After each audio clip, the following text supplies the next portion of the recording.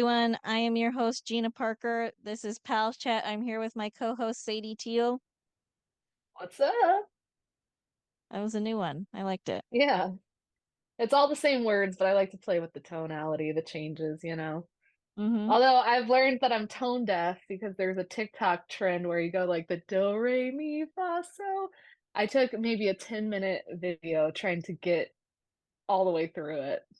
I did not post it though. I do the challenges for me, and then I keep them a little private. I know that's crazy, but I'm like, ooh, this is a fun challenge. I don't want to post it, but I'm gonna do it anyway. If you do want to watch some Sadie Teal content this week, the coat is going to be on our Facebook page, which is your Yeah. latest little mini.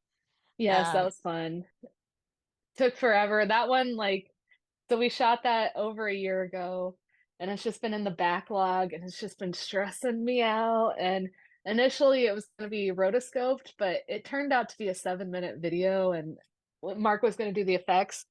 And it was just like we were looking at it, and it was like this would take years. And so then he learned Blender to do the backgrounds, which was really cool. But man, and then we had reshoots, but that's all to say the people that were in it were wonderful. I just wish it wasn't so scrappy, if that makes sense. But we did our best. I was impressed. Oh, thank you. The gentleman, and I think it's because of the hair situation, the gentleman who was in it, who I don't want to reveal the twist of who he really was, Yes. his character, Uh-huh. but he was giving me Jason Mantzoukas energy. Do you know what I mean? Totally. I could totally see that. Actually, the first time I saw that guy do stand up, he gave me a really big Bob Duca energy. I think he's also like a fan of UCB comedy from a certain era, and it comes through. He's hilarious though. He does like photography. There's so many cool people out here, but yeah, it was a really they're actually married, those two actors, so it was fun to work with both of them. Oh, that's a fun Isn't behind the that scenes cute? tidbit. Yep. So listen to this and then go watch the coat and then come back to the podcast Yes. or do the podcast then the coat, whichever order. Yes. Retro lovers 70s and 80s. Hello, we love you. And Welcome. all 12 of our subscribers. You And guys are all of great. you. Yeah, So everyone, we love you. You seem we love cool. you. I love anybody who loves me. That's really the trick. Like if you want me to like you, you just have to like me. And it's done. Is that what's been sustaining us all these years? Yeah. You like me, I like you. That's it. Just kidding. Kind of. I think I do just, I mean, who doesn't like somebody who likes them? Mm-hmm. So yeah. Anyway, Anyway, let's move on. what have you been watching, reading, listening, music? What have you been Yes. into? We're in the middle of watching Psychodyssey is what it's called. It's about the making of Psychonauts 2, which is the game that was released by Double Fine Studios.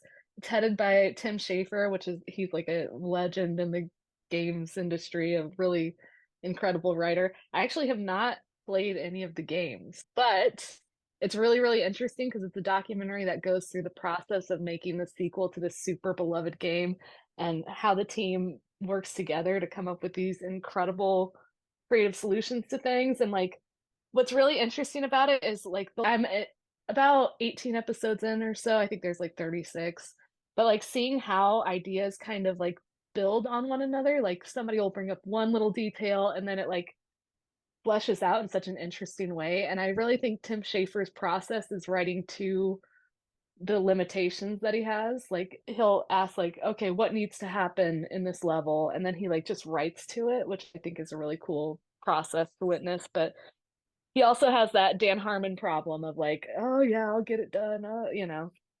So many writers have that where they can't like get it finalized until literally the day of shooting. And it's like, or it's like there's obviously no shooting in a video game, but people got to build mechanics, people got to make characters and stuff, and not having that narrative information is kind of a challenge. But really, what's great about the documentary is it's such a positive vibe in this game studio. It's like such a community-oriented place where everybody gets along and has their own specialties, and it's really kind of wonderful to watch.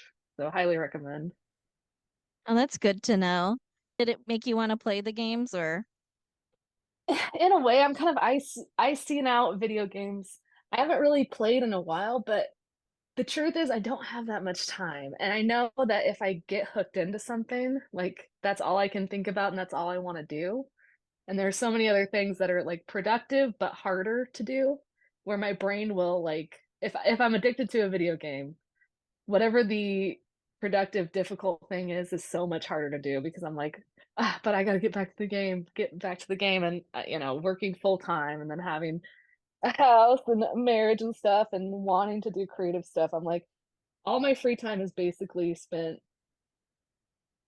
either gearing myself up to or doing like creative work or trying to get my house in order and stuff. So, but if I were to ever be able to quit my job, I would love to play video games again.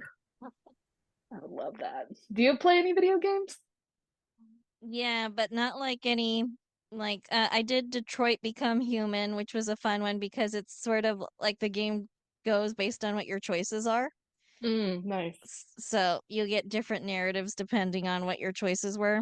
But I haven't played that one in a while. I was trying to do more choice games like the Telltale game, Werewolf Mhm. by Night or something like that. Not Werewolf by Night, something. I know which one you're talking about, and I can't remember it either. But I mostly just play Madden to deal with You play the sad, Madden? Amazing. and I play it every single day for like an hour. And Nice. that's how I transition out of my work mindset or tried to. That's awesome though. You need like a decompression. I do think games are good. I just think I get too like addicted. Like playing an hour a night is hard. It's hard for me to like put it down, if that makes sense.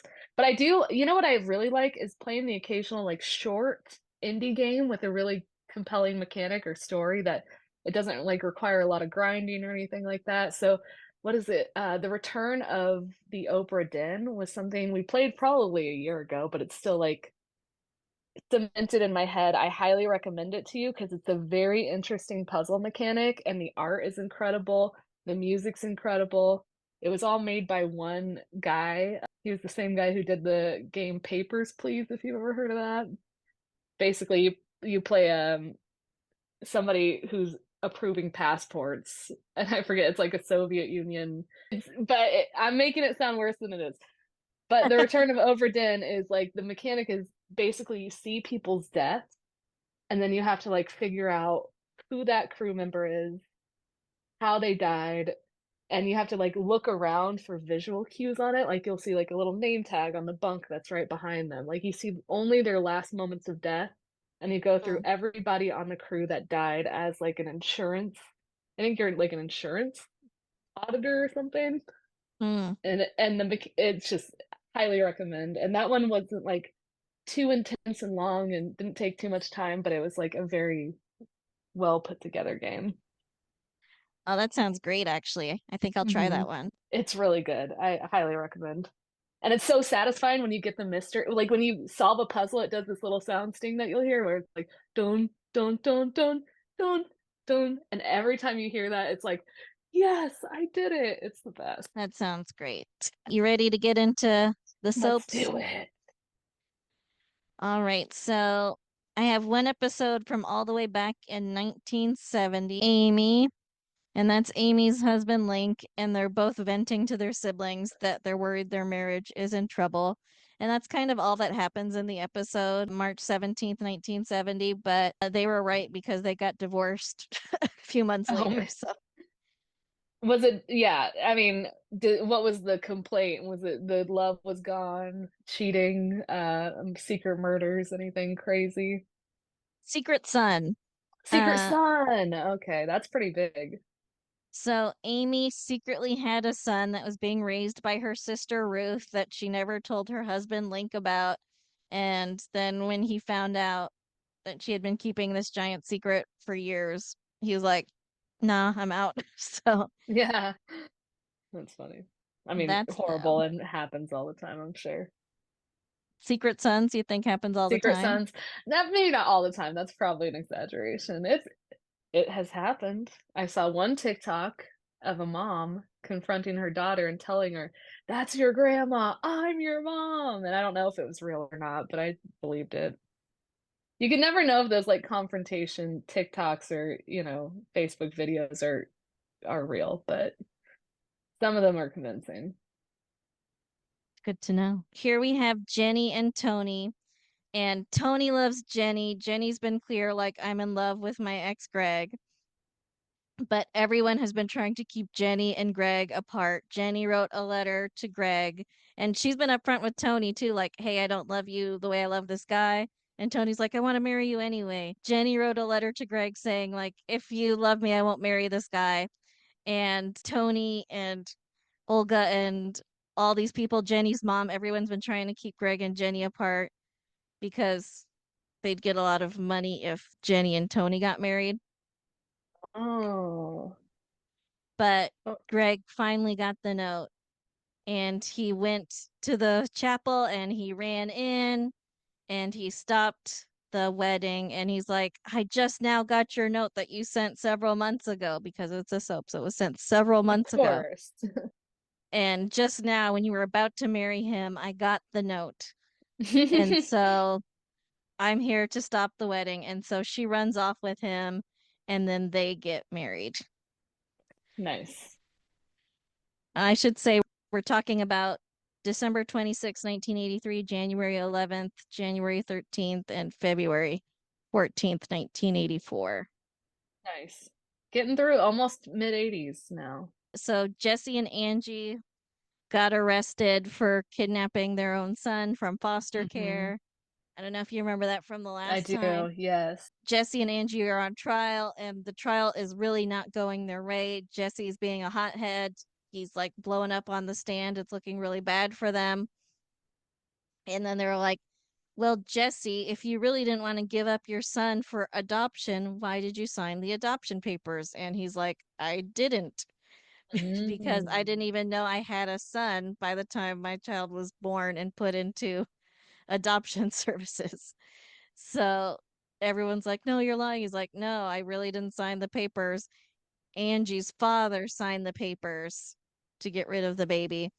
And so that's the big reveal. And then Les Baxter, that's Angie's dad, he might lose his law license, and his wife wants to leave him for all his schemes. Mm-hmm. The plot thickens. So are they gonna like do like handwriting analysis? This signature is not his, that kind of thing. I I bet this courtroom, does this go on forever? Like is this one of those things where they like revisit every week and they're still in court? No. So by Oh, the next episode of this, they get granted custody of their baby because their baby was taken through illegal forgeries by Angela's dad. And so it's nice. like you never actually gave up your baby. So I guess you were technically just picking up your baby when you kidnapped him. So yeah, you're free to go and you get your baby back. So that's, Yay, nice. hooray! We love it. And yeah, Angie's dad sucks. Mm. Angie's sad. The people who think they're protecting sometimes do the worst stuff. Mhm. It's an example. So we have now Edna. She's a tacky rich lady, and she has hired Tad Martin to, Tad. yeah, the one who was sleeping with the mother and daughter Tad. previously. Yeah. This can't end well. She thinks he's a nice looking guy, and there's an ongoing thing where her daughter Dottie, who you see here, is too fat. Oh my The God. Are you serious? That's 80s fat? Yeah, and that men will not want to date her because she's fat, even though she's straight up gorgeous. Yeah, like literally, there's not even any. Yeah, that's pathetic. Terrible. And yeah, I mean, and even if you did have a larger size, you could still find love. Absolutely. But Yes, but like the fact that she's being sold as the fat one is really, she's basically a model. yeah. But um, Nobody will want you. You're hideous. That's wild. and so she pays Tad to take Dottie out, and Oh my God.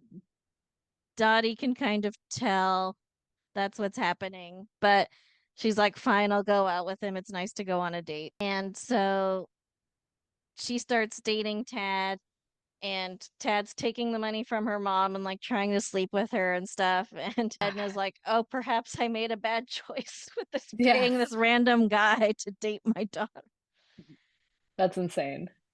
Mm. Tad wishes. Tad would pay to date her. Oh my God. And Edna also takes an interest in Chuck, but I don't think he's that interested.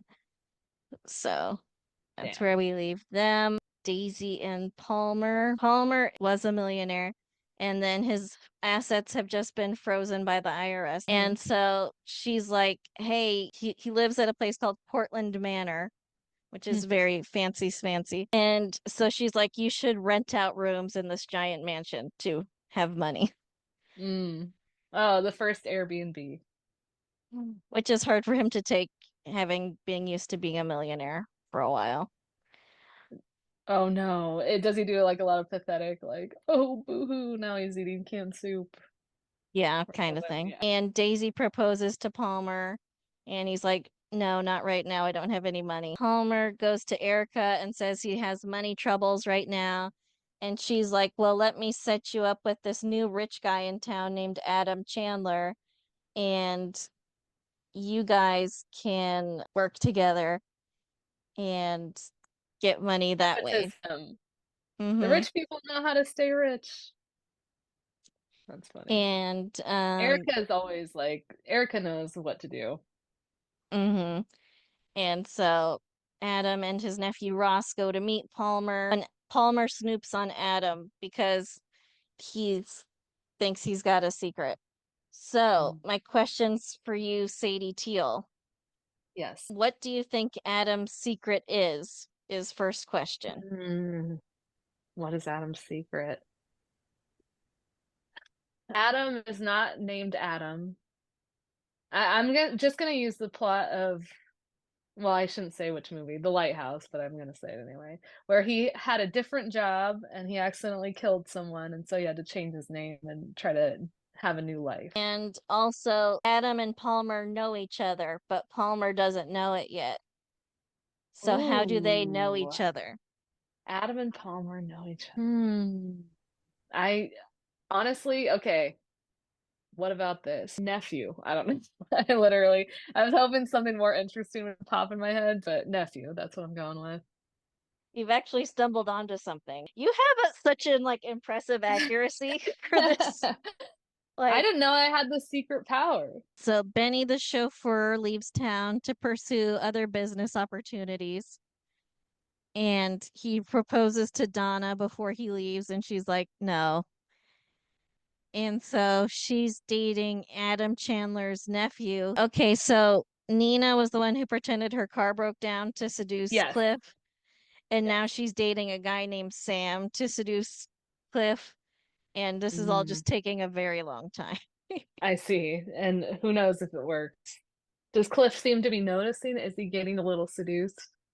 He is getting a little seduced. Damn, I would hate, like, I wish it wouldn't work. That would be cool. So Erica and Mike are dating, but Adam Chandler is sending Erica these fancy gifts, and he's not happy with it. And he's not happy that Adam is making a movie of the book he wrote about her life. Mike wrote about Erica's life, but he's not letting Mike write the screenplay. Mm. So that's what's going on with them. Are we gonna get that, see that screenplay getting made? Because that would be cool. We Or do. yes, a movie. Oh, is Erica gonna get cast as somebody who looks like Erica? Mm-hmm. And there's gonna be some crazy stuff that happens, I bet. Mm-hmm. Yeah, you were very good at predicting soap operas. So we're back with the bros. Remember, the concern was like, oh, is he broing out too much with this guy? And Hmm. things have gotten much worse. Well, they're gonna get much worse. So Gil, who's the bro, he goes to Tom's wife and he makes a pass at her. And so she decides to tell her husband, yo, your friend made a pass at me. And he's Hmm. like, he's one of my oldest friends. Like, I've known him for a decade. And she's like, you haven't really been consistently hanging out with him for a decade, and he's a bad guy. And Tom does not believe her. And Ah, typical. So Tom's dad dies. Tom goes out of town, leaving his bro living in his house with his wife. Who Um, has told him like, "Hey, I'm not comfortable around this guy." yep. Not good. Not a good move. Yeah, bad Tom. Now, does that bad friend like do they end up falling in love? Well, Maybe? I don't want Or to is it just spoil what's awful? ahead. Oh yeah, that's true. I don't need to be predicting yet. Yeah, but be careful of that guy. So then we have Liza, who has not had a very sex positive storyline overall, but unfortunately she's flirting with a guy in a bar who's a drug dealer. And the guy, even though she was already hitting on him and wanting to sleep with him, he drugs her drink, rapes her, Oh, beats her up, and leaves her in an alley. damn, the tragedy porn part of the show that I'm less a fan of. So she wakes up and says Tad's name because she was the daughter of the mother and daughter that he was sleeping with, and she really was in love with him. And so she Mm. wakes up and says his name, like, oh, Tad. And then her dad has just heard her say Tad and is like, Tad raped my daughter. And so he goes to confront Tad. Oh no. Luckily for Tad, it was his sister's wedding, and his sister gets married on Valentine's Day, which is this episode, Valentine's Day 1984. And so he's like, I'm part of the bridal party. I was at, doing wedding stuff this whole time with family from out of town. Like, there's tons of witnesses. Myrtle says, like, yeah, I was with him the entire time. Your daughter was tragically assaulted. Mm. And luckily, Larry accepts it. So, Is it like an immediate deflation? yeah, Pretty, they don't string it out too long. once Myrtle says, like, I did see him, like, he doesn't trust Tad, but like, once it's Myrtle, it's like, okay, she wouldn't lie for him. Larry accepts it. Like, he doesn't believe Tad just by himself. But I when mean, who Myrtle says would? Tad's a scoundrel. he is a scoundrel, they call him Tad the Cad, by the Yeah, way. That's his nickname. Uh, that's well earned. He is a cad. yeah, within the universe of the show, he's Tad the Cad. So Larry accepts it like a gentleman. Nice. And then we have Mark and Ellen. They are working together again and they have just recently divorced. Mark keeps hinting, like, hey, maybe we should get back together. His ex wife, Ellen, is like, no. So that's where we leave the stories for this week. Nice. Lots of problems in love. I think, that's probably the soap opera thing, right? So everything's like romance related or tangentially romance related. Winners and losers of the week. Jesse and Angie, those are the winners. They got their baby back. They didn't get, put away for stealing it. That's the winner. Loser for the week. I'm gonna say Tad, just because we just talked about him and he's fresh in my mind. Just kidding. But like truly, Tad is the fact that his reputation is so terrible that I mean, like, I guess he's stealing money. He's doing this weird mother-daughter shit again. He already dated a mother-daughter, and now he's like taking money from a mother to date their daughter. It's like he needs to get out of those weird Yeah, mother-daughter relationships that he likes. I agree 100%. My winner is Greg and Jenny because they finally got married after that letter she wrote to him has been lost for months. So, Nice. and it's very funny, like when he's running to crash her wedding, like people are on one side of the aisle are like aghast, and then the other side of the aisle are like cheering at him, like, Greg, go for her, go get her. Yeah. And that's very funny. Like, I That's imagine great. being at a wedding when that happens, like where like people are cheering for it to not happen. Amazing. And then my loser of the week is going to be Tom for not believing his wife that, Gil made Yeah. a pass at her because, as Ashley Jones and I talked about just a few months ago, Brooke had a stalker. And Mm, Brooke said, hey, I think Harold's my stalker. And Tom didn't believe her. And Brooke got kidnapped. And now once damn. and now once again she's like, hey, your friend is Help. sketchy. And he doesn't believe her. And so, even though I think Gil will be in the future my loser of the week, right now it's Tom. Like, Believe your Yeah. wife, man. Like, Yeah, that guy, that's a loser move for sure. all right. Well, thank you so much, Sadie No Teal, for joining problem. us this week. Our merch, which is available in our show notes. And I think that's it. All right. Well, Well, bye. bye. Thank you for listening. Our theme song is Wouldn't It Be Nice by Sound Mirage featuring Lady Rand. Please rate and review, download, subscribe, all the things. And you can email us at amcrewatch@gmail.com. Thanks. Talk to you next week.